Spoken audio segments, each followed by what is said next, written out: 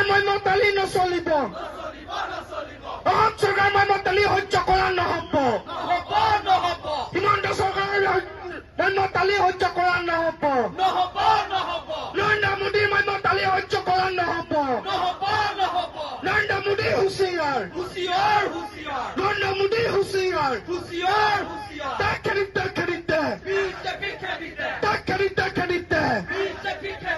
এই চুই চলিছে আমাৰ সংগ্ৰাম চলিছে জয় অসম জয় অসম জয় অসম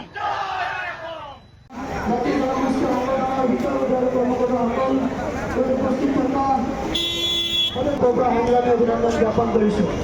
আপোনালোকে জানে যে জাতিগংশী নাগৰিকত্ব সংশোধনী আইনৰ যোগেদি অসমত অবৈধ বিদেশীৰ পূজা জাপি নীতি অসমীয়া জাতিটোক পুনঃ কৰিবলৈ বিচাৰিছে।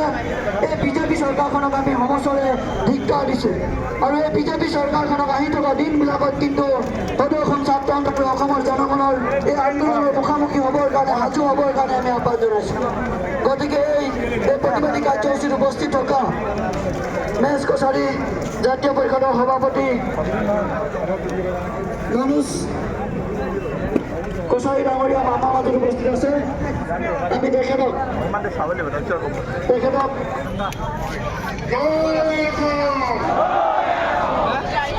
আমি নামানো অসমীয়া ঠাই কেতিয়াও গ্ৰহণ নকৰে।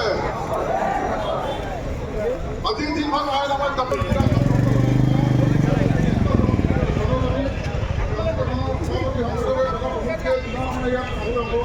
পৰ্যায়ৰ কৰ্মকৰ্তা সকলোকে অসম জাতীয়তাবাদী যুৱ পৰিষদৰ ফালৰ পৰা সংগ্ৰামী অভিনন্দন জ্ঞাপন কৰিছোঁ, শ্ৰদ্ধাঞ্জলি জ্ঞাপন কৰিছোঁ। ল'ৰা ৰজাৰ শাসন চলোৱা ধিক্কাৰ জনাইছোঁ। আজি অসম ছাত্ৰ সন্থাৰ নেতৃত্বত যি কাৰ্যসূচী গ্ৰহণ কৰা হৈছে, অনাগত দিনতো প্ৰত্যেকজন লোকে যাতে এই কাৰ্যসূচীত অংশগ্ৰহণ কৰে তাৰ কাৰণে আহ্বান জনাইছোঁ। বিশেষ নকওঁ। আমি সকলোৱে জানো কা নামৰ এখন জাতি ধ্বংসী আইন চাপি দি অসমীয়াক কোৱা হৈছে যে তোমালোকে বিদেশীৰ পূজা লৈ লোৱা, তোমালোকে নিজৰ অস্তিত্ব নাইকিয়া কৰি লোৱা, তোমালোকে অসমত বসবাস কৰি থাকি তোমালোকে অসমতে ভাষিক সংখ্যালঘু হোৱা। এই কথা আমাক কোৱা হৈছে, আমাক এই কলা আইনখন চাপি দি কোৱা হৈছে তোমালোকে অসমত নিজৰ যি অধিকাৰৰ কথা কৈ থাকা সেই অধিকাৰৰ কথা হেৰুৱাই দিয়া। আমাক কোৱা হৈছে তোমালোকে যি ST SCৰ কথা কৈ থকা, ৰিজাৰ্ভেশ্যনৰ কথা কৈ থকা, সেইবোৰ হেৰুৱাই দিয়া। তোমালোকে বেলেগ দেশৰ পৰা অহা অন্য ভাষিক জনগোষ্ঠীৰ ওচৰত ভৰিত ধৰি জীয়াই থাকিব লগা হোৱা, পংগু হোৱাৰ পৰিৱেশ সৃষ্টি হওক, তেনেধৰণৰ কথা কোৱা হৈছে আমাক। আৰু আমি ছাত্ৰ সন্থাই স্পষ্ট কৈছোঁ যে আমি এই কথা হ'বলৈ নিদিওঁ। আজি নহয়, অসমৰ ইতিহাস আছে, অসমৰ ইতিহাস আছে। আমাৰ ইতিহাসে কয় আমি কেতিয়াও কাৰোৰ ভৰিত ধৰি জীয়াই থকা নাই। যেতিয়া সম্পূৰ্ণ ভাৰতবৰ্ষ মোগলৰ হাতত পৰাধীন হৈ মোগলৰ হাতত পৰাধীন স্বীকাৰ কৰি লৈছিল, অসম এখন এনেকুৱা এখন ৰাজ্য যি নিজে যুঁজিছিল, এখন সৰু ৰাজ্য কিন্তু সকলোৱে যুঁজিছিল আৰু শেষ মুহূৰ্তলৈকে যুঁজিছিল। গতিকে আমি আজি পুনৰবাৰ কওঁ, ভাৰতবৰ্ষৰ অন্য প্ৰান্তত মানি ল'ব পাৰে কিন্তু অসমে এই বিজেপিয়ে লোৱা সিদ্ধান্ত কেতিয়াও মনা নাই আৰু আমি মানি নলওঁ, সেয়া স্পষ্ট কথা।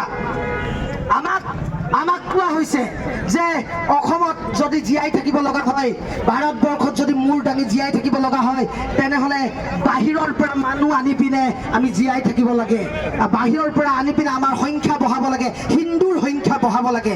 আৰু এই মতামত দিয়া সকলৰ প্ৰতি আমাৰ ছাত্ৰ সন্থাৰ পোনপটীয়া কথা, নিজৰ পুৰুষত্বৰ ওপৰত বিশ্বাস নথকা সকলে এনে কথা ক'ব পাৰে। যাৰ নিজৰ পুৰুষত্বৰ ওপৰত বিশ্বাস নাই, যাৰ বিশ্বাস নাই যে নিজৰ জাতিটোক জীয়াই ৰাখিব পাৰিম, নিজৰ দেশখনৰ স্বাধীনতা ৰক্ষা কৰিব পাৰিম, সেই বিশ্বাস নথকা কেইটাই বেলেগৰ পৰা ফেৰনীয়া মানুহ আনি নিজক জীয়াই ৰখাৰ কথা কৈছে। কিন্তু অসমীয়া জাতিৰ ইতিহাস আছে, যি জাতিয়ে শেষ মুহূৰ্তলৈকে 10জন 100জন বা 1000জন লৈ আমি যুঁজি যাব পাৰোঁ। আমাক কাৰোৰ সহায় নালাগে।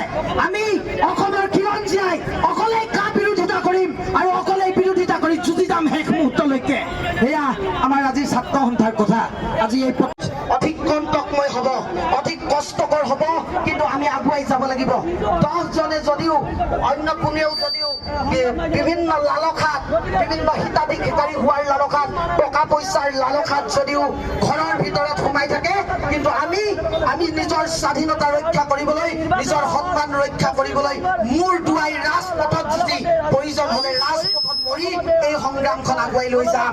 গতিকে দিনে নিশাই প্ৰতিটো সময়ত জাগ্ৰত হৈ থাকি এই সংগ্ৰামখন আগুৱাই নিবৰ বাবে সদৌ ডিব্ৰুগড় জিলা ছাত্ৰ সন্থাৰ অন্তৰ্গত প্ৰতিখন আঞ্চলিক ছাত্ৰ সন্থাৰ সতীৰ্থসকলক আহ্বান জনাই পুনৰ ক'ব বিচাৰো